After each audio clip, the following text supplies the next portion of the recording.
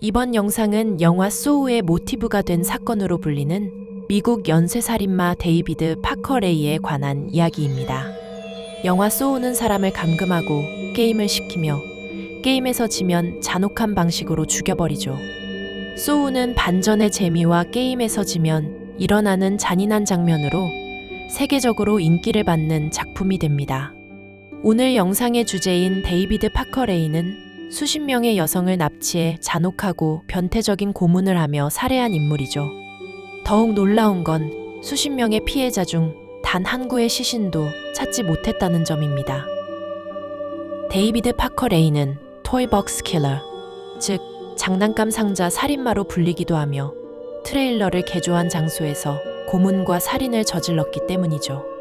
데이비드 파커레이의 어린 시절은 끔찍했다고 알려져 있는데 아버지는 알코올 중독이었으며 어린 데이비드에게 폭력을 휘두르고 성인용 SM 잡지를 보여주는 등의 학대를 일삼았다고 합니다. 학교에서도 수줍음이 많다는 이유로 또래 친구들에게 따돌림을 당했다고 하며 이러한 이유로 데이비드 파커레이는 알코올과 기타 약물에 의존하며 살았다고 하죠. 이미 10대 때 여자를 나무에 묶어 고문하고 살해한 적이 있다고도 전해지며 후에 피해자들에게 들려주는 녹음 테이프에는 다음과 같은 내용도 있었습니다. 나는 내가 딸치기에 충분한 나이가 되었을 때부터 개년들을 강간해왔어. 그 작은 계집애들의 손을 등 뒤로 묶고 말이지.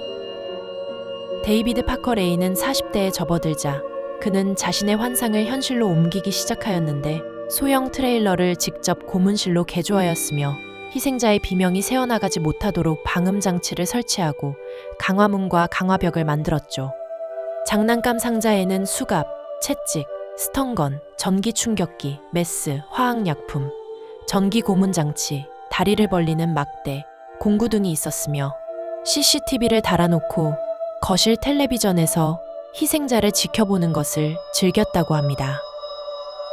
범행에는 약혼 여인 신디 핸디도 가담하였는데 신디는 후에 감형을 받기 위해 범행 사실을 모두 털어놓았죠. 데이비드 파커레이는 희생자들을 고문실에 납치하고 정신이 차리면 직접 녹음한 테이프를 틀어줬으며 내용을 타이핑하면 총 16페이지에 달하는 내용이었습니다. 범죄의 해부학 도서의 저자인 마이클 스톤이 말하길 내가 20년 넘게 범죄자와 그들의 인성을 연구해 왔는데도 레이의 테이프 내용은 전체 16페이지 중 첫 번째 페이지만 읽고 다음 페이지로 넘어갈 수가 없었다라고 말할 정도였죠.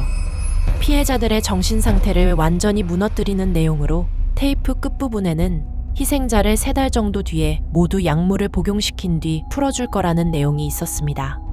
하지만 당연히 거짓말이었으며 몇몇에겐 강한 약물을 먹여서 기억력을 감퇴시킨 후 황무지에 풀어줬으나 대부분은 살해한 후 사체를 토막내서 사막에 버리거나 근처인 엘리펀트 뷰트 호수에 버려 매기밥이 되게 했다고 밝혀지죠.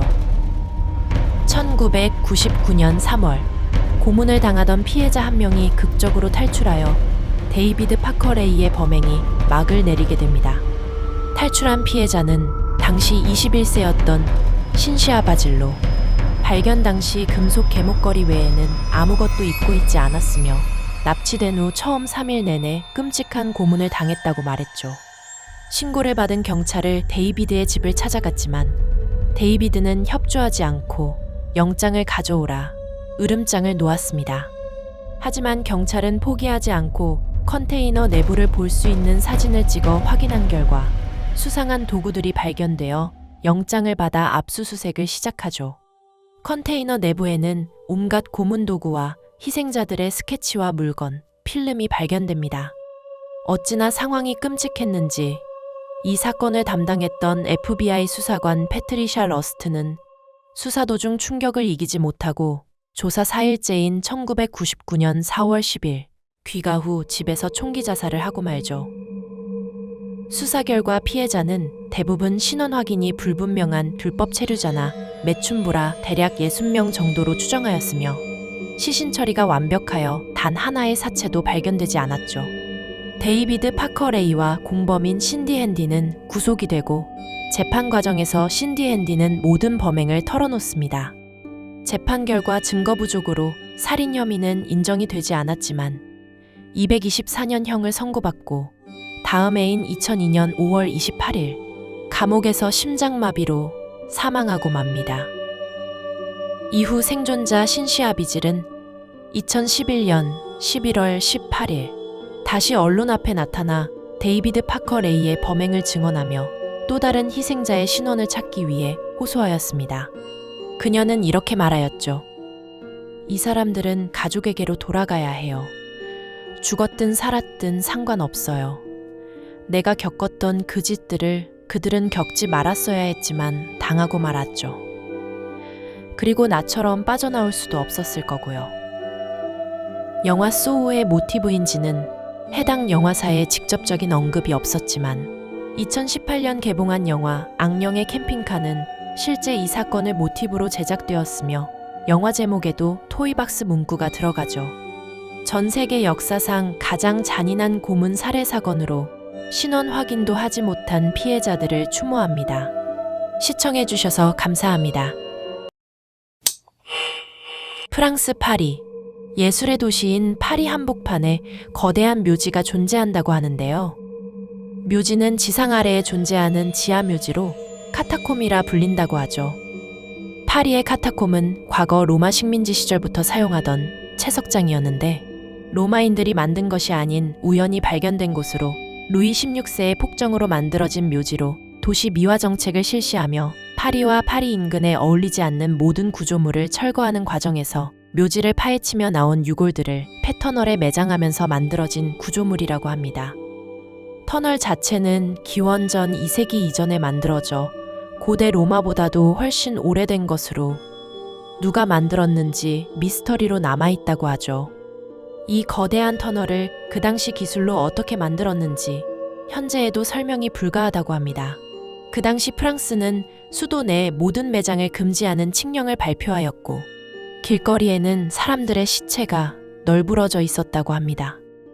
사람들이 썩은 살점에 강한 악취와 시체에서 퍼지는 질병에 시름하자 루이 16세는 공동묘지도 밀어버리는 파격적인 정책을 펼친 것이었죠. 갈 곳을 잃은 시신과 유골들은 전부 카타콤으로 들어가게 되었는데 그 수가 무려 620만 구가 넘었다고 합니다. 당시에는 시신과 유골을 산더미처럼 쌓아두었었지만 수년에 걸친 보수 작업으로 어느 정도 정리가 되었다고 하죠. 넘치는 뼈들을 주체할 수 없어 두개골로 한쪽 벽면을 가득 채우거나 정강이 뼈와 대퇴골을 이용하여 탑을 세우기도 하였으며 유골들로 기이한 구조물을 만들기도 하였습니다. 내부는 여러 통로와 방들로 이루어진 미로 형태로 크기 또한 엄청났는데 총 길이가 300km에 달했으며 이마저도 모든 터널이 조사된 건 아니라고 알려졌죠.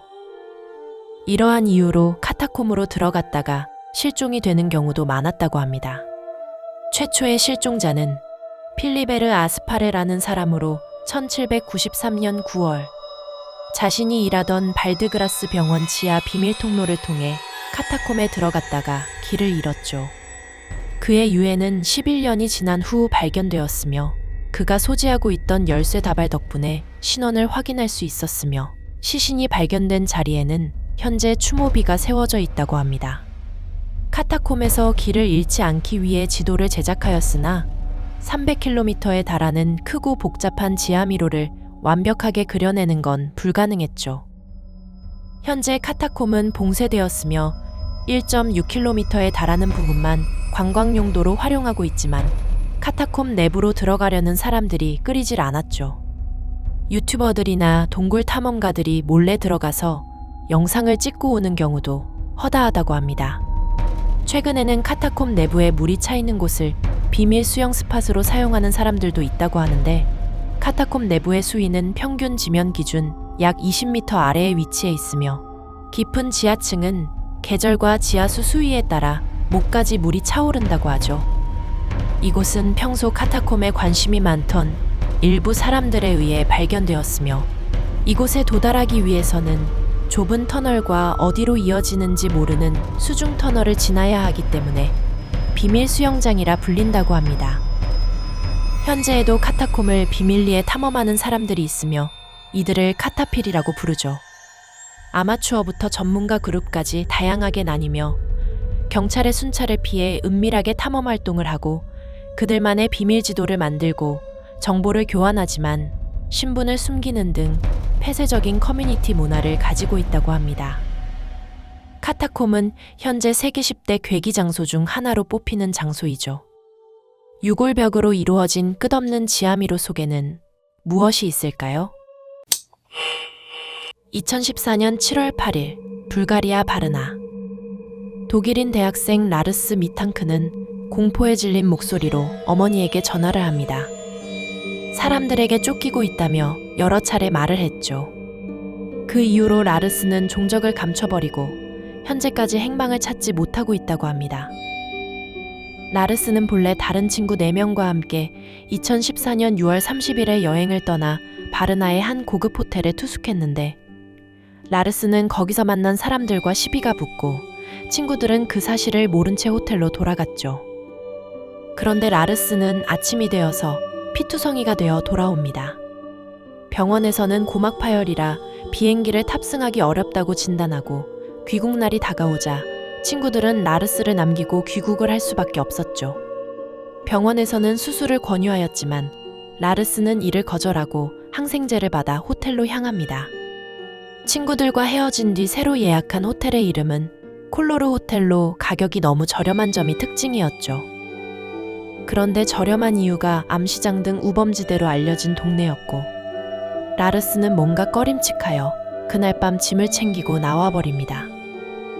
같은 날 독일의 부모에게도 따로 전화를 걸어서 자기 카드 등을 즉시 정지시켜달라고 부탁하고 몇 시간 뒤 어머니에게 전화를 걸어 하는 말이 4명 정도 되는 남자들에게 쫓기고 있다라고 하죠. 그리고 뒤이어 문자를 한 통 보내는데 그 내용이 CFC 500이 뭐죠?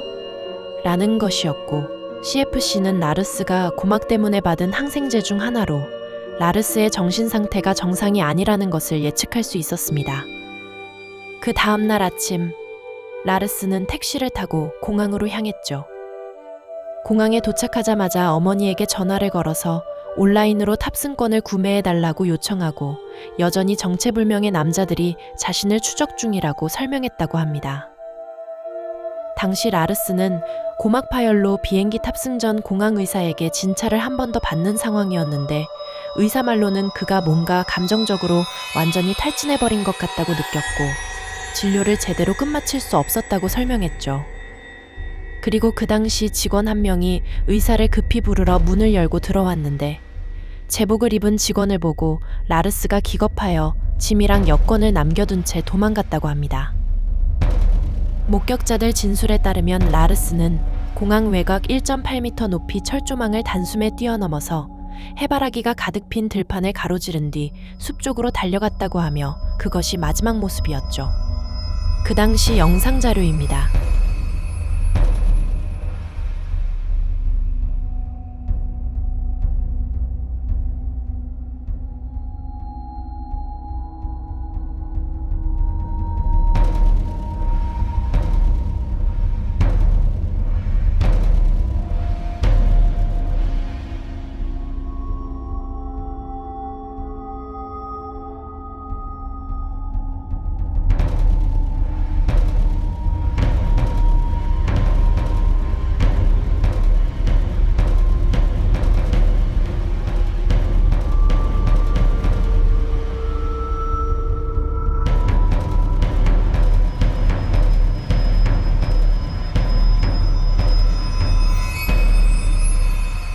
라르스가 실종된 부르가스 공항 반경 20km 이내에는 산이나 언덕도 없는 평지로 숲이라고 해봤자 드넓은 해바라기 밭밖에 없는 곳으로 헬기를 동원해서 수색했지만 발견하지 못했다고 합니다. 라르스의 부모는 여러 차례 불가리아 언론과 접촉하면서 도움을 호소했고 사설 탐정을 고용하여 아들을 수색하기도 했지만 조그만 단서도 찾지 못하였죠. 실종된 지 2년 후 라르스의 부모에게 어떤 인물이 사람들이 정보를 불개하기 위해서는 폭력도 개의치 않는다 라고 비밀스럽게 접선하며 거액의 돈을 요구하였고 라르스의 부모는 5,500만 원 정도의 큰 돈을 지불하였지만 사기로 밝혀지고 맙니다. 또 6년 뒤에 독일의 한 트럭 운전기사가 라르스를 목격한 것 같다고 연락이 왔는데 길 한가운데서 히치하이커를 태워준 적이 있었고 라르스와 매우 닮았었다는 것이었죠. 태워줄 당시에는 사건을 몰랐는데 긴 머리와 수염을 가지고 있었고 피로해 보이는 눈과 광대뼈가 특징적이었다고 증언합니다. 현재까지 라르스의 마지막 행동을 두고 말이 많은데 심신미약으로 환각을 봤다는 설도 있으며 라르스가 당시 항생제를 의심했다는 점에서 어떤 조직에 의해 환각성 마약에 취해 있었다는 추측도 있었죠. 현재까지 라르스의 부모님은 라르스를 찾고 있다고 합니다. 시청해주셔서 감사합니다. 2007년 부모님과 함께 포르투갈로 놀러왔던 매들린 맥켄. 그런데 리조트 안에서 자고 있던 아이가 사라지고 맙니다. 당시 매들린의 부모는 아이들을 재운 뒤 인근 레스토랑에서 늦은 저녁 식사를 하고 있었지만 리조트 방으로 돌아온 부부를 맞이한 것은 매들린과 함께 잠자던 2살 배기 동생들 뿐이었죠. 방 내부 침실 창문 자물쇠가 뜯겨져 있었던 점을 미루어 볼 때 외부 침입이 있었다고 추측하였습니다. 수많은 사람들이 매들린을 찾기 위해 노력하였으며 영국 축구 스타 베컴도 그중 하나였으며 해리포터 작가 조앤 롤링은 매들린을 찾는데 거액의 기부금을 내놓기도 하였죠. 당시 포르투갈 경찰은 신고를 받고 출동하였지만 한참 뒤에야 도착하였으며 외부 침입 흔적이 있는데도 불구하고 아이가 스스로 나갔다고 하며 리조트 주위만 훑었으며 리조트의 위치는 스페인 국경과 가까워 범인이 도주할 수 있는 것을 염두해야 했지만 어떠한 조치도 취하지 않았으며 실종 당일 목격자 증언이 있었습니다. 밤 10시경 한 남성이 해변 방향으로 갈색 머리 여아를 안고 이동하는 모습을 목격했다고 말하였으며 목격자 증언을 바탕으로 몽타주를 제작하고 배포하였죠.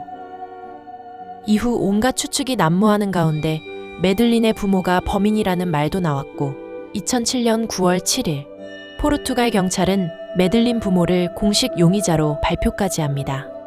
이러한 주장을 하는 이유가 수색견이 호텔방에서 시체의 냄새를 감지하였으며 매들린이 실종되고 24일이 지난 후에 렌트한 자동차 안에서 매들린의 혈흔과 함께 머리카락이 발견되었고 DNA를 검사한 결과 이는 매들린의 것이었음이 증명되었죠. 하지만 법의학 전문가들이 반박을 하는데 정확하게 혈흔이 아닌 체액이었으며 가족들 옷이나 소지품에 이미 매들린의 체액이나 머리카락이 묻어 있다가 떨어진 것일 수 있고 만일 자동차로 시체를 운반했다면 그보다 더 많은 양의 체액이나 혈흔이 묻어 있어야 한다는 것이었죠. 이외에도 실종 당일 매들린 부부와 레스토랑에서 함께 저녁 식사를 한 지인들의 진술을 근거로 제시하였으나 주장이 엇갈리고 맙니다. 결국 매들린을 찾지 못하였고 사건 발생 1년이 지난 시점인 2008년 7월 포르투갈 법무장관이 사건 종결을 명령하고 미제 사건으로 남게 됩니다. 하지만 영국 경찰은 포기하지 않고 수사를 계속 진행하였으며 2013년 7월 포르투갈 경찰이 추측했던 시간보다 좀 더 이후에 납치되었다는 걸 확인하죠. 이후 38명의 용의자를 추려내고 공식적으로 수사를 재개한다고 밝히고 정확한 용의자의 몽타주를 공개합니다. 이후 수사를 진행하고 매들린을 찾으려는 노력이 계속되는 과정에서 제보가 도착하는데 네덜란드의 한 가게에서 매들린으로 보이는 여자아이가 CCTV에 찍혔다는 것이었죠. 가게 주인의 증언으로는 아이는 포르투갈인으로 보이는 남녀 2명과 함께 왔고 아이가 남녀를 자신의 부모가 아니라고 했다는 점이었습니다. 하지만 명확한 증거가 없어 묻히게 되었죠. 그런데 2020년 6월 3일 경찰은 용의자로 43세 독일 남성을 지목합니다. 2007년 당시에는 30살이었으며 1995년부터 2007년 사이 알가르베에 자주 나타났으며 밴을 타고 다녔다고 했죠. 이 남자는 당시 매들린이 머물렀던 리조트와 매우 가까운 곳에 살고 있던 게 확인됩니다. 당시 리조트에 그 밴 차량이 있었으며 목격자의 진술에도 이 내용이 있었다는 것이 밝혀지죠. 더욱 이상한 점은 이 남성이 매들린 실종 다음 날 제규어 승용차 명의를 다른 사람으로 바꾼 사실도 밝혀졌으며 목격자가 진술한 짧은 금발에 키 180cm 정도이며 날씬한 체격이었다는 점도 비슷하였습니다. 이 남성의 이름은 크리스티안 브리크너로 2005년 포르투갈에서 72세 미국인 여성을 성폭행한 혐의로 독일에서 유죄 판결을 받은 사실이 있으며 2020년 기준 또 다른 청소년 성범죄 혐의로 복역 중이었죠. 경찰들은 증거를 수집하는 과정에서 놀라운 사실을 알아내는데 다른 소아 성애자와 온라인 대화 중 매들린을 고문 및 살해했다고 디테일하게 이야기를 하였으며 사건 발생 전날 여자친구에게 난 무언가 작은 걸 갖고 싶어라고 이야기를 했다는 것이 밝혀집니다. 매들린이 사라진 뒤 3년 후 브리크너는 다시 포르투갈로 돌아왔었다고 하죠. 추가로 밝혀진 자료로는 브리크너의 노트북에서 아동 성학대 이미지를 발견한 정황도 있었으며 매들린 실종 당시 어떤 남자가 호텔 데스크에 와서 객실에 부모 없이 아이만 있냐는 질문을 한 정황도 알아냈다고 합니다. 여러 가지 정황으로 보아 범인일 확률이 매우 높지만 아직 매들린의 시신이 어디 있는지 확인되지 않아 기소하기에 충분하지 않으며 증거를 계속 수집하고 있는 중이라고 하죠. 경찰은 브리크너가 자주 방문하고 스스로 작은 낙원이라고도 불렀다는 아라데댐 저수지를 유력한 장소로 보고 23년 5월 22일부터 수색을 시작하였으며 매들린의 행방을 밝힐 결정적인 증거가 확보되었는지는 공개되지 않았으며 관련 자료는 독일 당국으로 보내져 분석 및 조사가 계속되고 있다고 합니다. 그런데 2023년 2월 줄리아 포스티나라는 여성이 자신이 매들린일지도 모른다고 주장하며 나타나죠. 어린 시절 성폭행으로 인해 3에서 4세 시절 기억이 없으며 기억나는 유일한 어린 시절 기억이 가족 휴가였고 매들린과 같은 안구질환을 갖고 있다는 점도 동일하다고 했습니다. 이후 DNA 검사를 진행하였지만 불일치로 밝혀지고 해프닝은 끝이 나버리죠. 현재에도 매들린 부모는 매들린을 찾기 위해 노력 중이며 브리크너가 매들린 사건뿐만 아니라 다른 미제 사건과도 연관되어 있을 가능성이 높다는 의견들도 나오고 있습니다. 시청해주셔서 감사합니다. 지갑, 휴대전화, 심지어 매일 쓰던 안경과 권총까지 그대로 둔 채 몸만 흔적 없이 증발했습니다. 2022년 이후 미국의 핵무기, 항공우주, 그리고 UFO를 연구하던 최고 수준의 핵심 과학자 11명이 연이어 사망하거나 실종되는 기이한 사건이 벌어지고 맙니다. 처음에 미 정부는 그저 허황된 온라인 음모론으로 치부했지만 사건의 정교한 패턴을 확인한 순간 트럼프 대통령과 FBI가 공식 수사에 착수하며 미국 전역이 발칵 뒤집히게 됩니다. 이들은 도대체 무엇을 알고 있었기에 사라진 걸까요? 이 사건은 총 11명의 과학자들이 연관되어 있으며 5명은 실종, 6명은 사망하고 맙니다. 5명의 실종자 중 1명인 윌리엄 닐 맥캐슬랜드, UFO와 외계인 시신 보관설로 유명한 라이트 패터슨 공군기지 출신이자 미 국방부의 우주무기 기밀 프로그램을 총괄했던 인물입니다. 2월 말 그는 자택에 스마트폰, 지갑, 그리고 평소 쓰던 안경과 권총까지 그대로 둔 채 사라지고 말죠. 두 번째는 모니카 레자, 우주선과 전투기에 들어가는 차세대 로켓 엔진 연구원입니다. 지난해 6월 로스앤젤레스 인근에서 친구와 불과 10m 거리를 두고 산행을 하던 중 친구가 잠시 한눈을 판 단 몇 초 만에 흔적도 없이 증발해버리고 맙니다. 수색대와 탐지경까지 투입됐지만 옷까지 하나 찾지 못하였죠. 세 번째는 앤서니 차베스. 세계 최초로 핵폭탄을 개발한 오펜하이머의 연구소 로스앨러모스 출신입니다. 지난해 5월 자택을 나선 뒤 실종되었는데 그의 집에서는 자동차와 지갑, 열쇠가 고스란히 남아있었죠. 네 번째는 멜리사 카시아스. 앤서니 차베스가 사라진 바로 다음 달인 지난해 6월 같은 연구소 소속인 그녀 역시 행방불명됩니다. 기괴하게도 그녀의 자택에서 발견된 스마트폰은 모든 내부 데이터가 완벽하게 초기화된 상태였죠. 마지막으로 스티븐 가르시아. 미국의 핵심 핵무기용 비핵 부품을 제조하는 극비시설의 계약업체 직원이었습니다.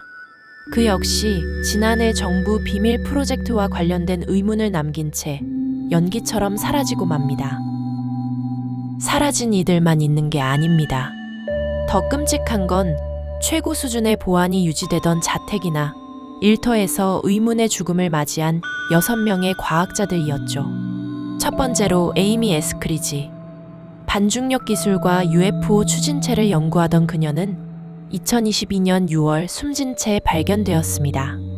기괴한 점은 그녀가 사망하기 직전 소셜미디어에 내 목숨이 위협받고 있다, 몇 주위 사람들에게 경고하는 영상을 올렸다는 사실이 밝혀지죠. 두 번째는 누노 로레이로. 인공태양이라 불리는 핵융합 에너지 분야의 세계적 권위자입니다. 지난해 12월 최고 수준의 사설 보안 시스템이 작동하던 자택 내부에서 총격을 받아 피살된 채 발견되어 미국 과학계는 큰 충격에 빠지고 말죠. 세 번째는 칼 그릴메어. 나사와 협력해 외계 행성의 수분을 탐색하는 등 우주 생명체의 실체를 추적하던 학자입니다. 그는 2월 초 자신의 자택 현관문 앞에서 조준 사격을 당한 듯한 총상을 입고 숨진 채 발견되죠. 네 번째는 마이클 데이비드 힉스. 나사에서 무려 20년 이상 근무하며 천체와 제트 추진체를 연구한 베테랑 물리학자입니다. 2023년 7월 돌연 사망했으나 미 정부는 현재까지도 그의 정확한 사인을 명확하게 밝히지 못하였죠. 다섯 번째로 프랭크 마이발트. 힉스 연구원과 같은 연구소 소속의 수석과학자로 행성 탐사 장비를 개발하던 인물입니다. 그는 2024년 7월에 의문의 급사를 당하였으며 마지막으로 제이슨 토마스. 글로벌 제약사 소속의 저명한 생화학자입니다. 지난해 12월 돌연 실종되었으나 몇 달 뒤인 올해 3월 인근 호수에서 차가운 시신으로 발견되며 11번째 피해자로 기록됩니다. 소행성 궤도 변경, 차세대 로켓, 핵융합, 그리고 UFO. 이들이 연구하던 분야는 하나같이 미국의 미래 방위 전력을 결정짓는 최상위 국가 기밀이었습니다.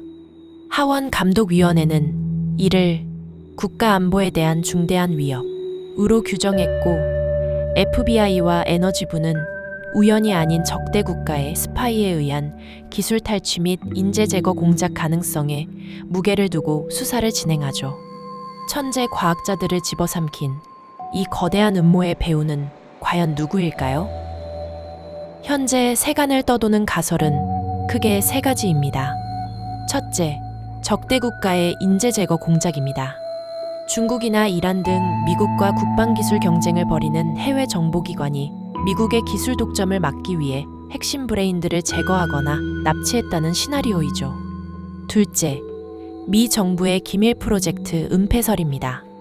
UFO나 미확인 비행 현상, UAP의 실체를 알게 된 과학자들의 입을 막기 위해 정보 당국이 내부적으로 청소를 감행했다는 설이죠. 셋째, 정밀한 우연입니다. 미국 내 수십만 명의 과학자 중 개별적인 범죄와 사고가 우연히 겹쳤을 뿐이라는 주장입니다.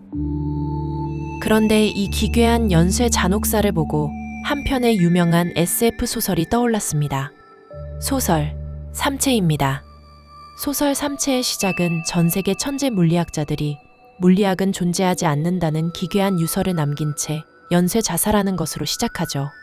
그리고 훗날 밝혀진 그 배우는 인류의 과학기술 발전을 막아 침략을 용이하게 하려던 외계 문명의 잔혹한 공작이었습니다. 첨단 핵무기와 항공우주 기술을 쥐고 있던 미국의 천재 과학자 11명의 죽음과 실종. 과연 현실판 삼체처럼 누군가 고의적으로 미국의 미래 기술을 통째로 마비시키기 위해 인간 사냥을 벌이고 있는 것은 아닐까요?